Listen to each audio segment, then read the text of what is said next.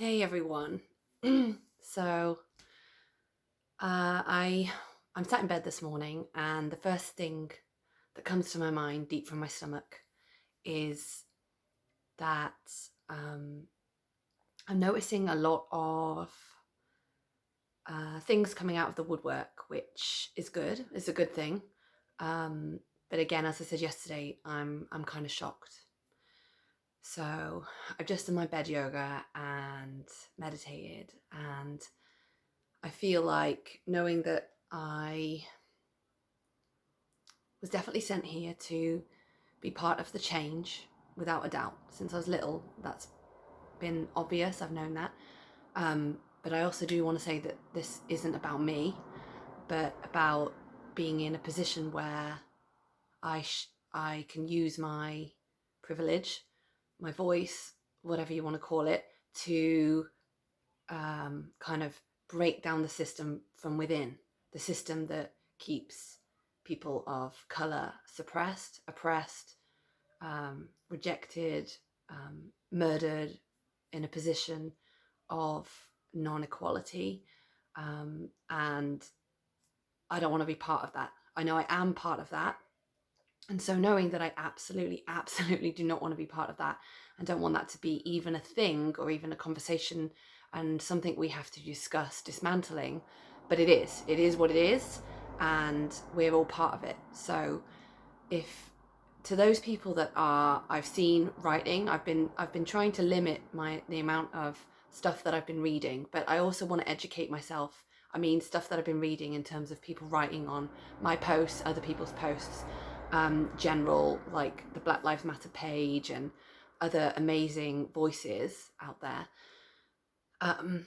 But I've been like limiting, but also wanting to be aware of that, as well as doing my own reading in the background, trying to educate myself more so I can make sure that there aren't things that I'm doing that are complicit with this terrorism of people of colour.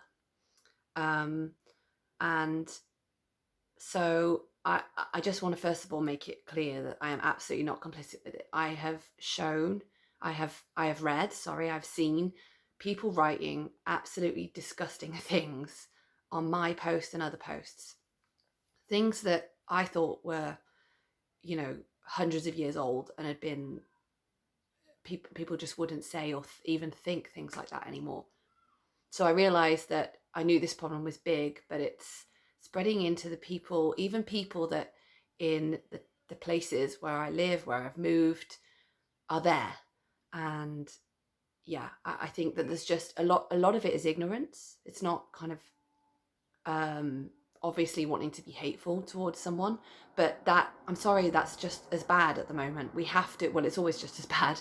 We have to educate ourselves. And that doesn't mean if you're trying and you don't know, it doesn't mean there's any hate coming my way to you for that. The hate isn't helpful here. Hate and more anger isn't helpful. That's not what I'm trying to get at. I know I speak with passion on these videos, but I'm trying to show and highlight and be really clear that this is everybody's problem, and racism is an enormous problem.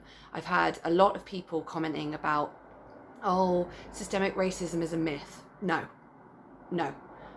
If you are sat there in a place of white privilege, which we all are, me included, you cannot be the judge of whether racism exists. You're not the one subject to it. So if you're lucky enough to keep your position where you don't see that and you don't want to see it, then, well, you need to open your eyes. That is the problem. Yeah. So witnessing this myself, my friends, ex-partners, very many friends that I've witnessed have this kind of judgment and oppression and horrific treatment towards. But again, it's not about us. It's not about us witnessing that and feeling bad. It's about realizing that you can't understand because you haven't been subject to that, but not denying that it's there. Anyone denying that this is a problem isn't going to solve it. We have to all now come out uncomfortable, horrible, just any of those feelings you're feeling, you feel threatened or something, you're just getting a glimpse of how Black people are feeling. You know, there's many other issues. I'm not only just talking about the Black Lives Matter movement today. So if you're feeling like that, we're just getting a glimpse of how other people feel in a different situation. So really, it must be education and thinking with an open mind. I'd also just like to reply or have a little discussion about the Candace Owens video. So I watched her video and she calls out George Floyd for having taken drugs and, you know, been in prison, and saying that she feels badly that he's being held up as a hero. And I say to that, I think that video is really dangerous. There is already enough hate and excuses wanting to be found for the reason why people shouldn't be supporting the Black Lives Matter movement. I've read people judging what a man who is murdered did with his life, who he was. First of all, how on earth can you know that? You can't know that. You're not his mom, you're not his brother. And secondly, even if he was a bit of an asshole, as everybody's been saying, I've read a lot of people saying that, even if someone is the worst person and is horrible to everyone, that never ever justifies them being murdered. It just doesn't. So that conversation is totally 1,000,000% irrelevant. I don't even want to hear that. Why are we talking about, oh, well, he did this and he did this and he was on drugs? So he was peacefully arrested. Even if he hadn't been peacefully arrested, does that still give someone in a point of protection and authority who is supposed to be protecting people, that is the police's role, the right to kneel on his neck and murder him? No. And I also would like to add that I don't think he is being held up as a hero. I haven't read anywhere people heroicizing, or whatever the word is, this man. I just haven't seen that. I don't know where you're seeing that. And if that's the case, well, fine.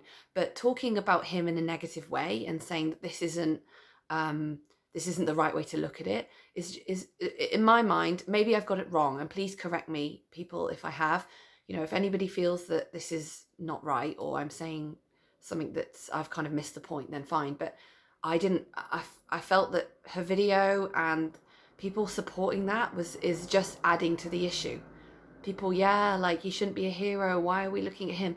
Because he was murdered. We're not saying he's a hero.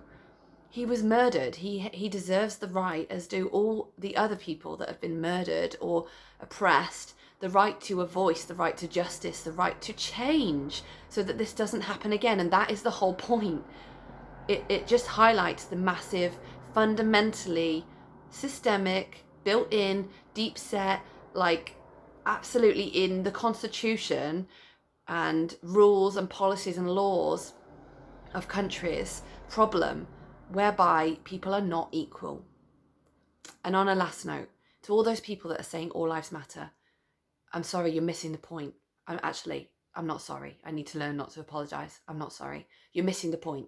And I get it that a lot of people are in a bubble where they're not educated. They might not have any people that are thinking any different around them, and that's fine. But please listen to the voices. Not to me, not even to me, if you don't feel like you want to listen to me, but listen to the voices of those people that are being oppressed.